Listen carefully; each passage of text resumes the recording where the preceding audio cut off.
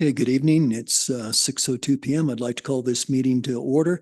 This is a special meeting of Mantis Springs City Council for January the 9th, 2024. And we will later adjourn into a work session. So I'd like to ask the city clerk to call the roll. City Council members Judith Chandler, Present. John Shada, Julie Wolf, Here. Natalie Johnson, here, Michelle Weatherholt, here, Mayor Pro Tem Nancy Fortune, Present. and Mayor Graham. Present, thank you. You've all seen the agenda. It's relatively short this evening. We have two items of business for the special meeting, and then during the work session, we'll discuss the match board changes. I think you've all had a chance to look at the agenda, so I'd look for a motion to approve and accept the agenda. I move approval of the agenda. Second. And we move motion a second. Let's go ahead and vote.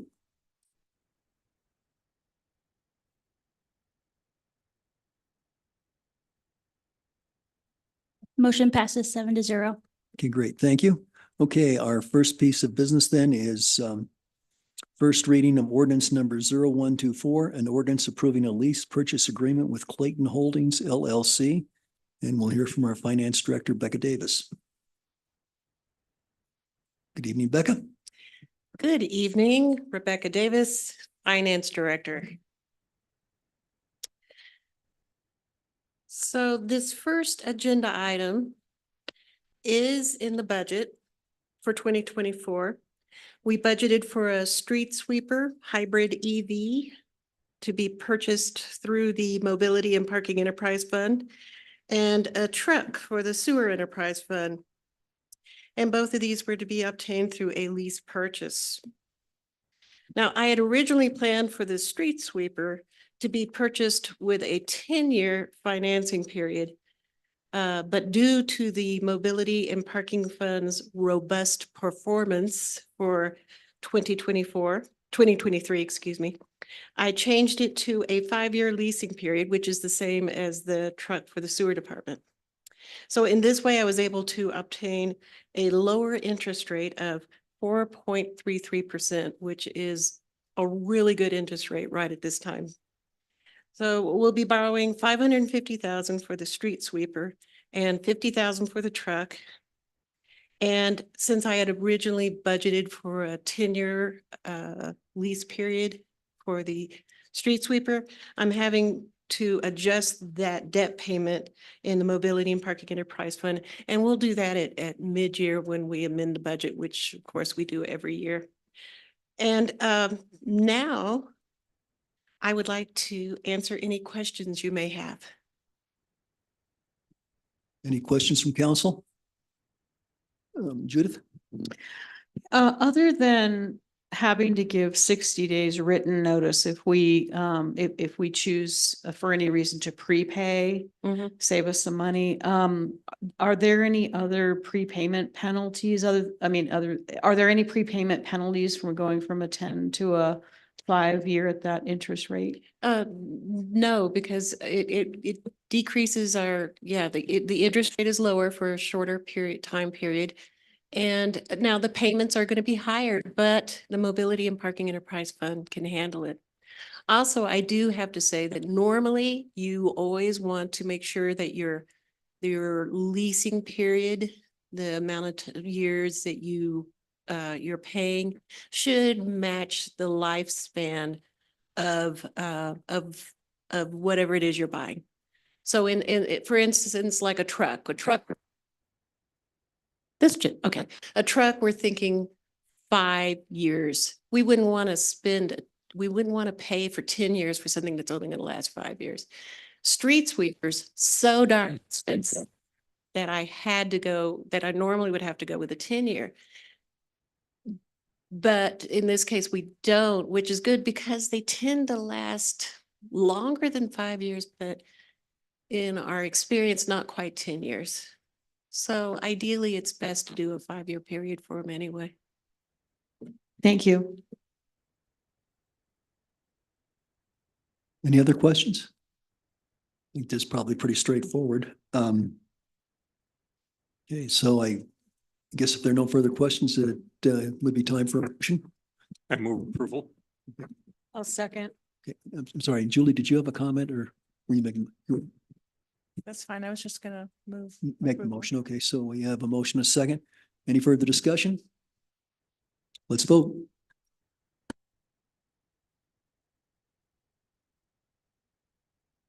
The motion passes 7-0. Thank you very much. And our second item will involve Becca also. This is consideration of resolution number 0324, a resolution establishing a general tax levy for the purpose of raising revenue for the general operating fund and the voter approved mill levies for other funds of the city of Manatee Springs. Becca? So as mentioned at the December 19th meeting, when the budget was approved at second reading, I am now bringing the resolution approving the mill levy for the property tax to be collected in 2024. Now, as per city council's directions, I have temporarily reduced the general fund's 10.594 mill levy down to 9.052. And this is to keep the 2024 property tax revenue to as close as 2023 as possible. And what I've managed to do here is keep the property tax to just less by $19 from 2023. And that's as close as I could get. And also, we're not going to be capturing the refund abatement taxes, which normally I would put in a little tiny mill levy to capture that because we're allowed to do that. And that would have been an additional $6,293, but did not do that per the instructions from city council to keep the revenue flat. So, and now we'll also be collecting for the capital improvements fund, the open space fund, and the El Paso Becker's Park Fund. And I believe I mentioned before that we can't adjust those because those were established by ballot questions. So other than that, a mill for 2024, which is, you remember, changes from year to year based on the assessed value of real property in Manitou Springs. For 2024, it'll be $102,233, which I believe is the first time it's ever broken through that $100,000 mark. But other than that, this is something that City Council does every year, is approving this resolution. And then tomorrow is my deadline for certifying this with El Paso County, the assessor's office, which is why we had to have this special meeting this evening to get this approved. And now, are there any questions I may answer? Any questions of Mr. Shada? Can you remind me, Becca, when the El Paso Becker's Park Fund Mill, when does that expire? That one never expires. That was into perpetuity per the ballot question. That ballot question originally had 2 mills for capital needs and 1 mill for maintenance, and that is into perpetuity. The 2 mills, they were stopped when we finished paying off the bonds that were approved by ballot to fund the skateboard park. We have other questions or comments? Okay, well, really, then I guess I'd look for a motion to adopt resolution number 0324. I move approval. Thank you. We have a motion. We have a second. Second. Okay, second. We have a motion, a second. Any further discussion? Let's vote.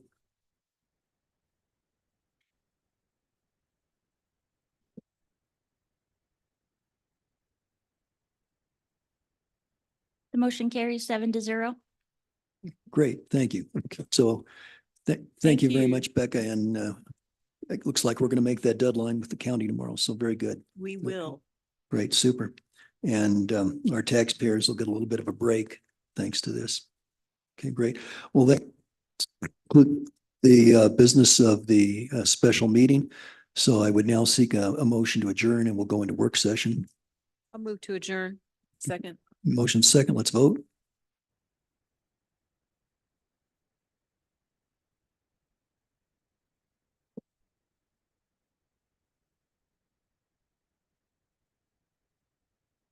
Motion carries 7-0. Okay, great, thank you. We're adjourned from our special meeting at 6:12 PM. And now Mantua Springs City Council will go into work session. We have one item tonight that is, we're going to be updated by the match board chairman, Ralph Rutten, on changes that the match board has made with their policies and so forth. So Ralph, you're welcome to come up and we're looking forward to hearing from you.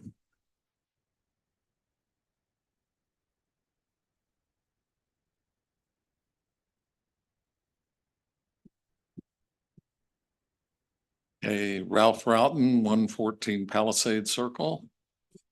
I'm joined by Eli Blackshear, 17 U Trail.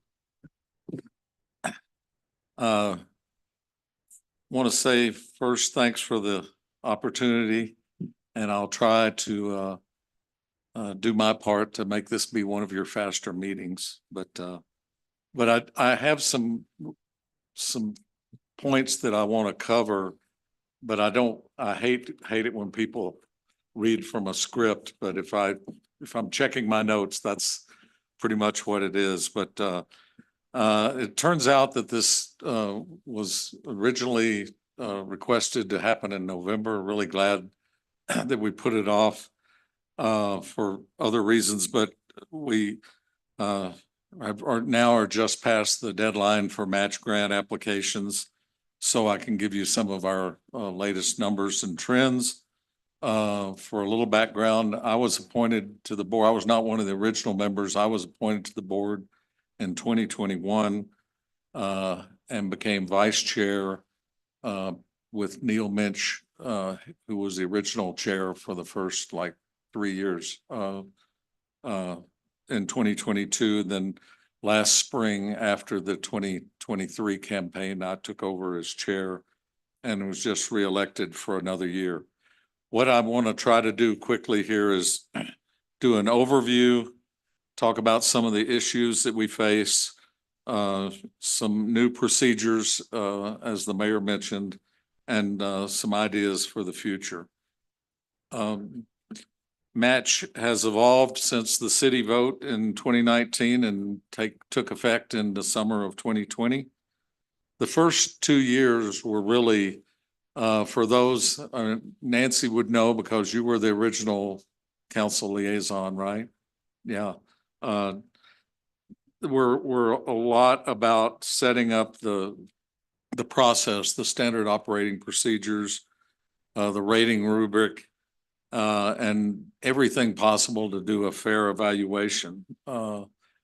This is probably a good place to say, because I know this council's been pretty stable for the last number of years, but those original appointees to the match board were tremendous. And in fact, we've got 2 great alternates on our board, Nancy Wilson and Jason Wells, who are as valuable as anybody who's the regular board members. But we, had growing pains, went through, there was quite a burden, as Becca Davis knows, on the city staff to prepare the grant applications in big binders. And then the board had to wade through them. That was the only way to do it at first. But pretty soon we came to see how a website could make a huge lasting difference. And we went through a bidding process, and it led us to a company called Kala Code, which is a local software development company, local meaning the Colorado Springs area, but who employs at least one person from Manitou. That has become a valued partner in helping us develop and refine what we need for a very reasonable price. It's a very different landscape now that we deal with. We've seen so much progress. We've got the website has reduced the paperwork tremendously, makes it an easier process for those people who can apply now online. saves staff and board time, and we're better organized all around, not to mention being able to check in on to the website at any given time and see, like, back before the deadline, how many applications we had, and even now how the ratings process is going with the board members. We have privacy things that keep us from knowing how each individual is rating people, but we can see how many others have been checking in on each application.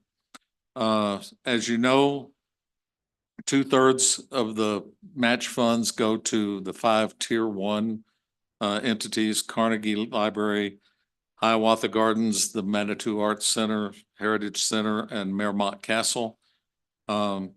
After we get the final numbers from Becca Davis, we've been giving the last few years, as we've had full year of revenue to deal with, about $100,000 to Carnegie, 75,000 to Hiawatha, and around 48,000 each to the MAC, Heritage Center, and Merrimont, the formula that was originally set up by council. That adds up to, it has been adding up to around 315,000 a year for tier 1, maybe a little bit less this year, with the rest in tier 2, which is what winds up being a lot of our work, is processing and rating and then making decisions on those applications. Those applications went up to 69 last year, down a little bit to 59 this year. Nothing to be concerned about, because we have fewer that we just reject out of hand. As you can imagine, with each passing year, there's a growing understanding of what match is about and what kind of grant requests have a better chance of passing. In the early years, there were more people who were really just trying one and throwing an idea out there, no matter how wild or crazy it might have been. And we did have a few of those. But anyway, this year we have 59 applications,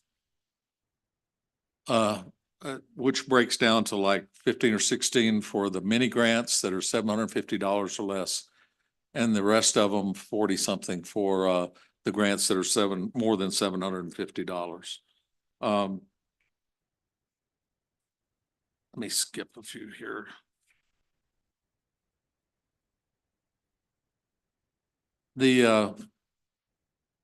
Right now we have 43 submissions in tier 2 for $288,845. And we only will have around 150,000 or so to be able to recommend in terms of grant awards to you.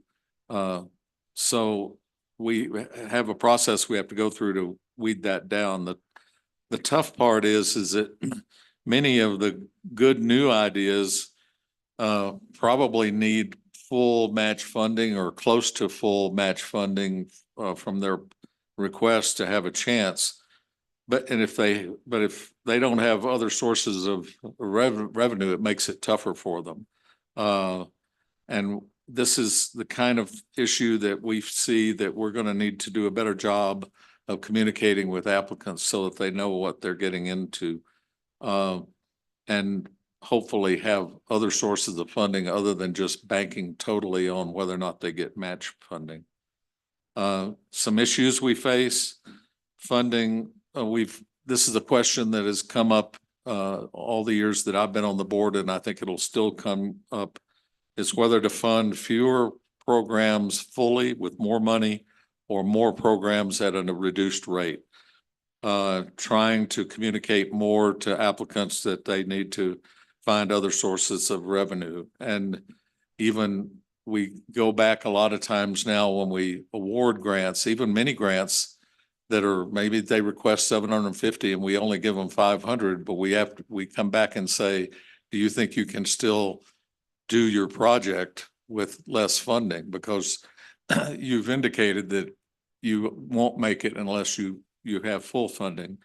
This is, we'll just have to see where that leads us, and any input on things like that that we can get from you as well as from the public, helps us in trying to decide, how to go forward. So the way it's been each year so far is trying to fund more programs at a reduced rate.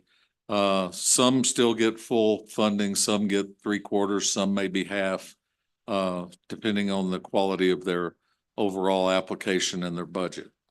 Another issue that has come up is when we have tier 2 applications that benefit tier 1 entities. And, this has come up before, and the guidance that we've gotten has been not to disqualify the tier 1s from getting tier 2 funds, giving them equal consideration.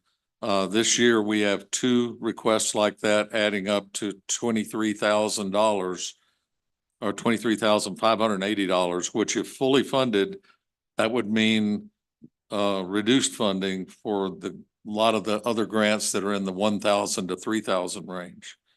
The tier 1s already get 2/3 of the match funding. The tier 2s get 1/3. Last year, that was 320,000 or so for the tier 1s, between 155 and 160,000 for the tier 2s. Looking at a little less this year. So you can see where there's a concern of not wanting to shortchange the tier 2s, but also wanting to follow the wishes of council. Looking ahead to in the future, the library obviously is coming closer to fruition now. Hiawatha Gardens has moved along. At some point, there will need to be a revision in the priorities of perhaps, what deserves to be the split in the tier 1 entities. And then another issue we have is permanent events requests for things like Indigenous Peoples' Day, Art on the Avenue, a number of others. They're not automatically entitled to receiving funds or a high percentage of their funds, but obviously they have a lot of presence in the community and a lot of value.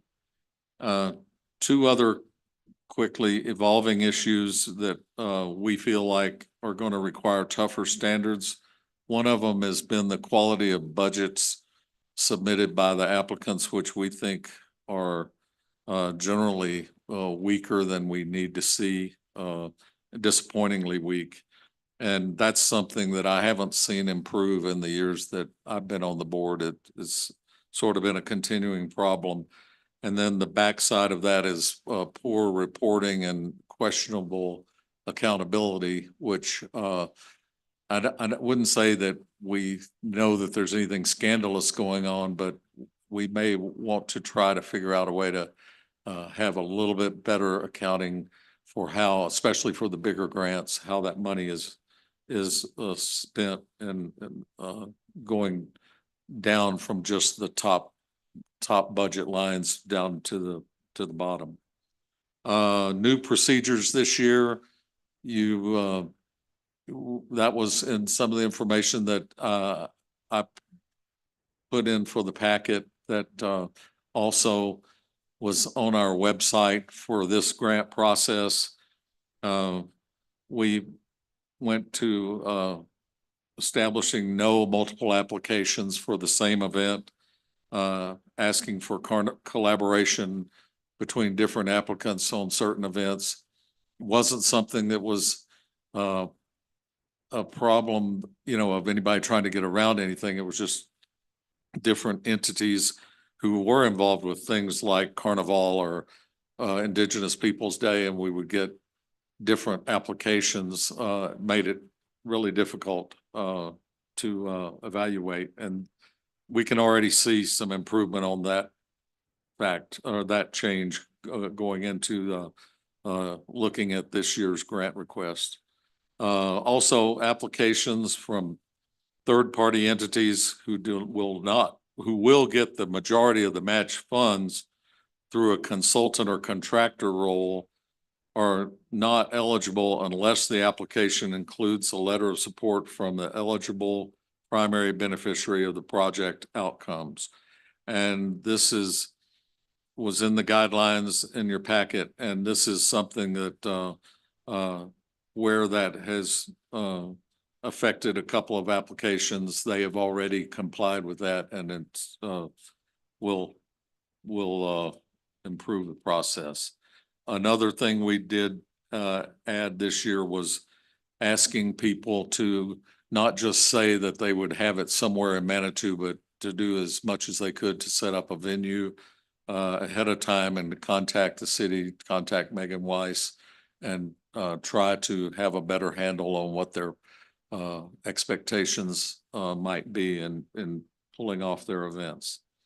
A couple of quick points here of that we feel like we could use some input on, not necessarily, doesn't have to be tonight, but in the days ahead and looking ahead to next year, is whether we might hold back some funds and have a separate grant process for Q1 events, like Carnival. Now the Manny Awards have come into play, and that's an event that's in the Q1. Some of the District 14 events are early in the calendar year, and whether we should have a separate application process. When Match was first started, it was discussed of having two processes a year, partly for that reason, but then it wound up just because there was so much work that went into the one process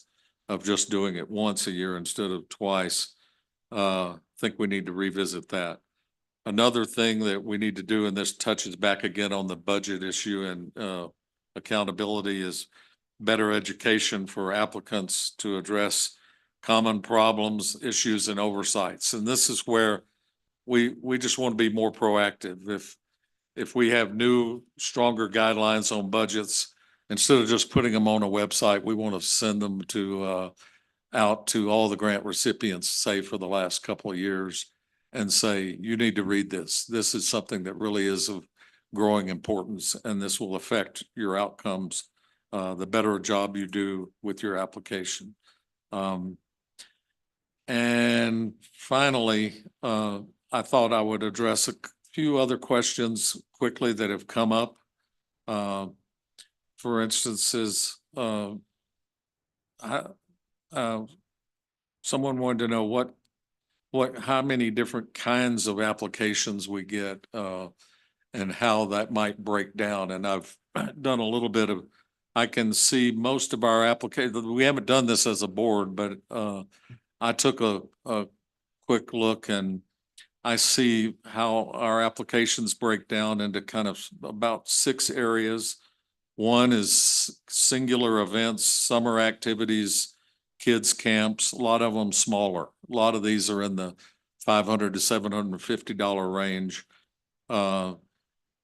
Secondly, District 14 events. This is something that has been a little bit of a roller coaster. It started out, we didn't have many events from or much interest from District 14. Last year it peaked. We had something like 10 requests, 9, I think, from the Manitou Elementary School alone for different events. And then this year that's gone back down some, but that's still a grouping.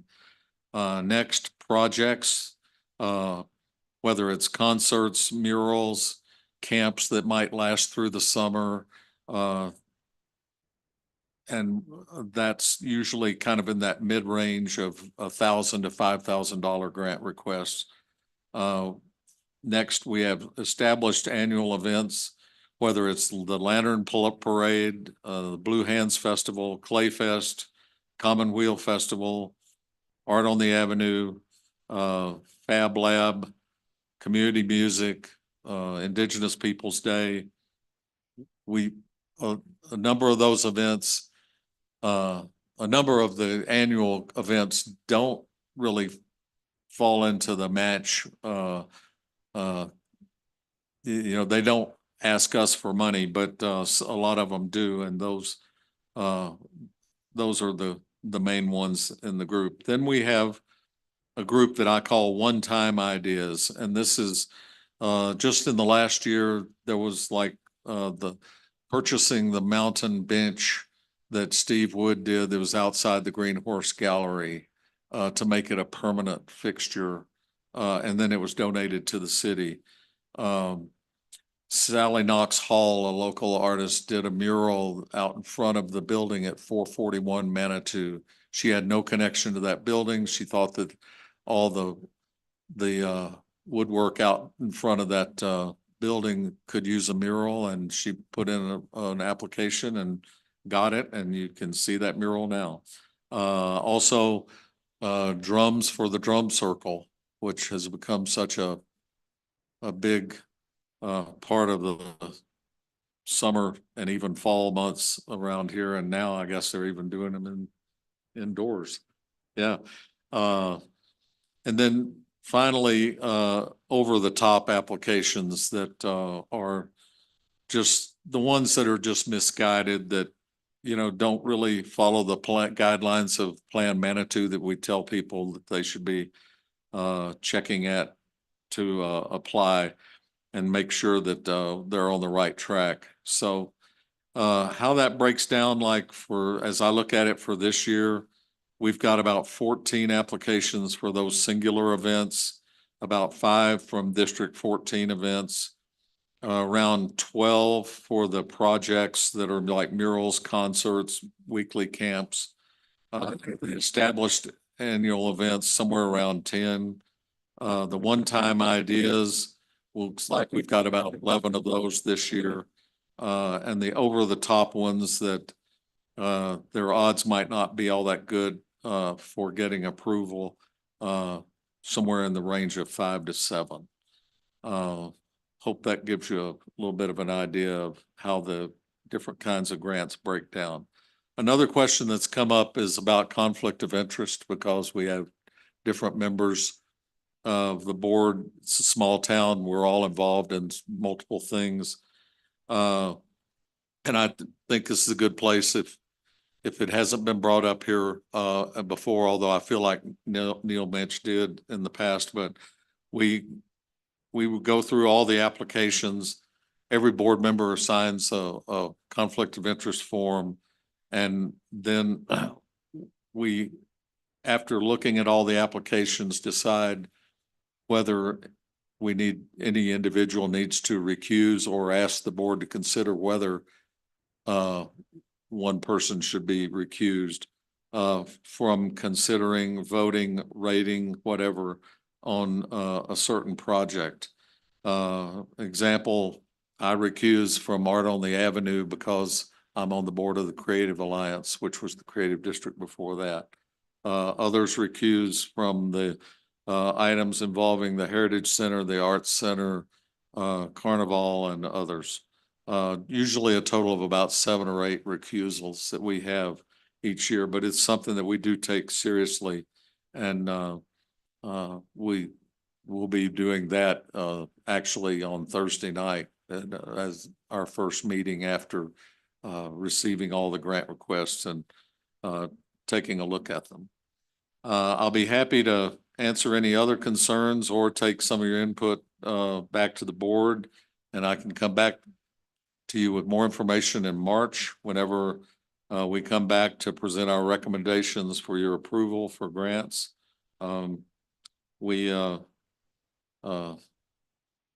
This is something that this board, you know, it's a job we take seriously, and we appreciate the chance to be involved and to try to make match reach into as far corners of the community as possible and affect as many people as possible. Thank you. Great. Thank you, Ralph. We appreciate that. Before I open up to questions, Eli, did you have any comments you wanted to make, or? Not at this time, no. Okay, maybe you can help me answer questions if we have any. Council, we'll open up to questions, comments, thoughts. Nancy? Yeah, since you asked, Ralph, your first thing about holding back some of the dollars for first quarter grants and having a separate process. I think that if you guys could pursue doing something like that, I think that that would really help a lot because it's been so crunched into the last 3 quarters of the year.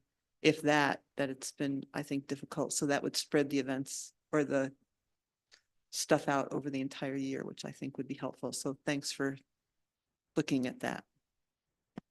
Thank you. Natalie? I'm super biased here, but I'm just wondering if you could share any wins or any sort of numbers around impact, like how many programs have happened, how much money has gone to sort of support these ideas in the community, any sort of items you could share along those lines. Well, I know the first year was really a half year when it was implemented in the summer of 2020. So the 2021 year was half, and then the last 2 years have been full. We're up now around, it's more than $1 million that has gone back into the community just in that short time, which so I guess that would break down in roughly around $750,000 or $60,000 that it's gone into the tier 1 entities, and then about half of that, around 375,000 or so for tier 2. And I had a couple of slides. They were up earlier.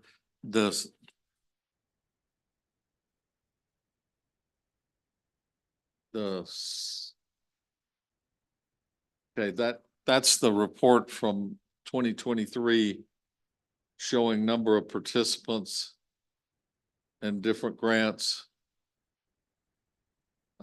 which looks like that adds up to around 312, around 330,000 participants.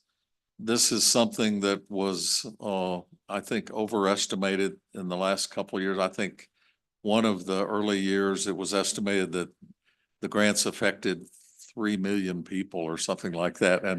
And I think that was set up because of, in large parts, things like Art on the Avenue that people, you can say how many people drive by and see any one piece of public art and on any given day. I don't know. I wasn't involved in that calculation, but I think that 330,000 people, and obviously that's a lot of people multiple times being affected, but that's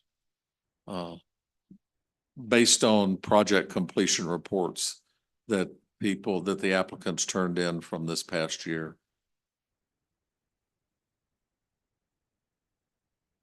Other comments? I guess I'd like to also comment. I think treating the first quarter allocation separately might be a good idea. I think that give you a little more bandwidth. And we're sitting here talking about it. I was thinking typically about March or April. That's when we're suffering from cabin fever, and just for some sort of local community festival would be kind of neat. I mean, we have Carnival obviously, but that would be a time that we have an event that's largely for our residents only, before the tourist season really hits us. So Exactly. that's a thought. Somebody I'm sure can come up with a clever idea for that. So I like that. Ralph, also to your point earlier about how the complexion of the tier 1 funding may change in the next year or so, because hopefully a year from now we'll have a library that's functioning and hopefully it'll be all paid for. I mean, we'll have it, hopefully it'll be covered, but that'll change the complexion of your evaluation, is how do you handle that. So Exactly. I think maybe in a year we'd want to, talk about that a little bit too. Yes. So those are a couple of my thoughts. Okay. That might even happen in this coming summer, looking ahead to next year, so that we're ahead of the game. Yeah, no, that, Yeah. I mean, and actually that would be my hope that we'd get a little out ahead, but we need to get finish a project before we can go on to the next one, but I think, but anyway. Right, no, right. We're anticipating what's going to happen. I mean, and this is really kind of it's a victory. If you ask people, where we were 4 or 5 years ago, I think we've shown a lot of progress. If you look backwards and then look forwards, it's, we've come a good long ways. Right. So good. Council, other questions? Do you have things you'd like to have Ralph and his committee look at some more? I guess not. Well, I guess we will expect to see you again in March. Yes, With the with the with the recommendations. recommendations. Yeah, great. Thank you very much, Ralph. Okay. Eli, thank you, and thank your crew. Thank you. Great. Okay. Let's see. Okay, so that was really the only topic we had for the work session. There, typically we would have a council correspondence at this point. It got left off the agenda.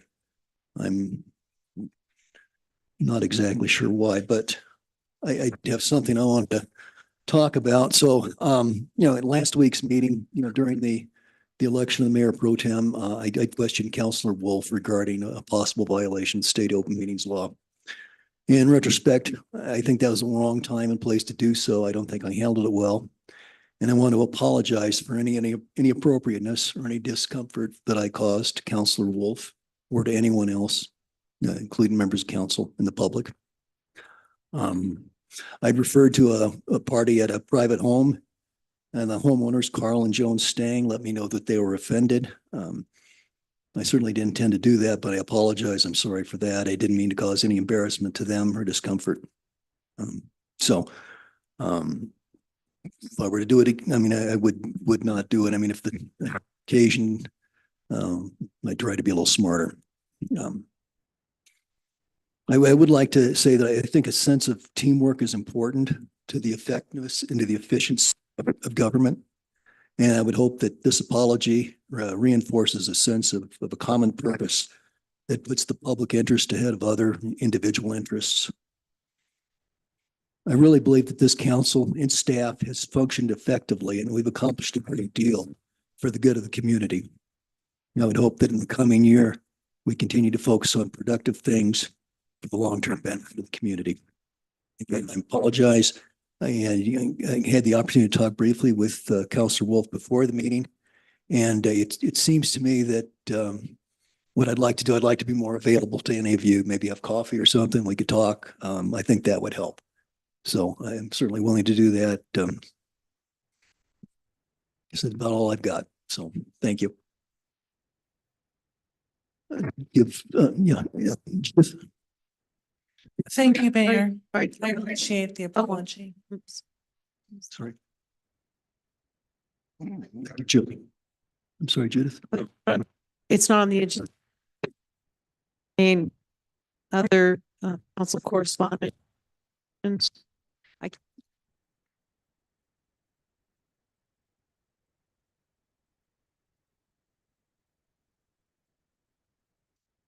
Yeah, I think that'd be appropriate. I mean, we've done that both for regular meetings and work session meetings. I think the template just got, my quick guess is that in the process of taking a regular meeting template and a session template, we deleted something. So I think it would be appropriate to go ahead and just, brief council correspondence kinds of comments.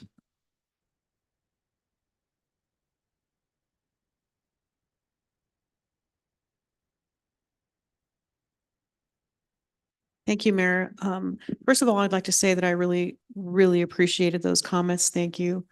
We've tossed around, council has tossed around the idea of a council retreat or work session, amongst other things, to discuss the possibility of a mission and vision statement, just work on some teamwork issues. So I just wanted to bring that up and see what the, if the council is in favor of that, and if so, when we might think about scheduling that. I was thinking about a day retreat And I'd really loved to work on supporting my fellow council members with their I don't know, projects or, their passions. And so I just want to put that out there. I think that it would be a really good team building exercise. Thank you, Mayor. Yes, thank you. It's something too that it sort of ties into this a little bit.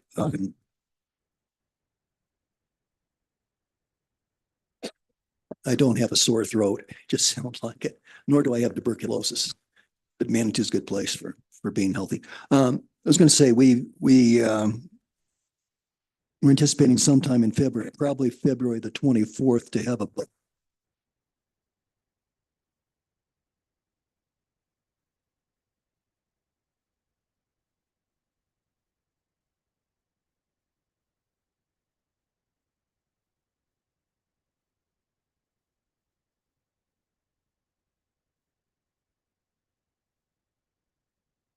better. Well, hello? Okay. Yeah, Becca's kind of long-range financial forecast for the city, in an era of what we think is going to be in declining marijuana revenues. It's a concern. And I know council shared the concern because we've made a commitment to look at things like a downtown development authority or some other things to help make our economy more robust and stable. So that budget presentation would be like February 24th. So I just mentioned that to council, and maybe we want to do something separate from that. Maybe we want to do it after we hear the budget presentation. That just adds a little bit of another consideration there. So other councilors, do you have thoughts on this? We can also think about it here for a while in the future. Okay, Judith.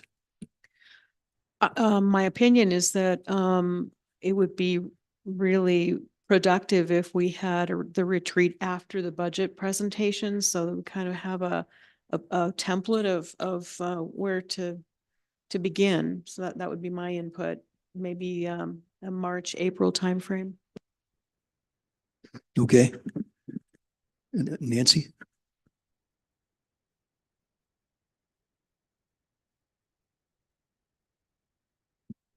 I think that's a great idea. I've been wanting that, as you probably know, for many years now. And I think with Plan Manitou coming up, a lot of that could be coordinated with Plan Manitou as well. So I think if we want to go separate or coordinated with them.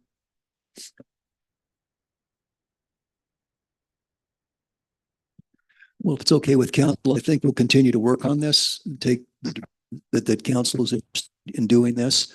And I think Nancy's point about Plan Manitou, one of the things in the material that we looked at several weeks ago, it did talk about using that as in conjunction with the sort of the basis of a strategic plan. So in the process of working through that, we should, I think, probably hammering out some sort of visionary sorts of things. So, I guess probably the next step is maybe Denise and I will probably try to come up with some suggested dates and then send those to council. I think we're looking at like a Saturday. So unless somebody has another idea. Okay. All right. Great. Okay. Anything else? Council correspondence? Guess not. And since this is now a work session, all we have to do is adjourn. So if there's no objections, we'll call it a night. Okay. Thank you.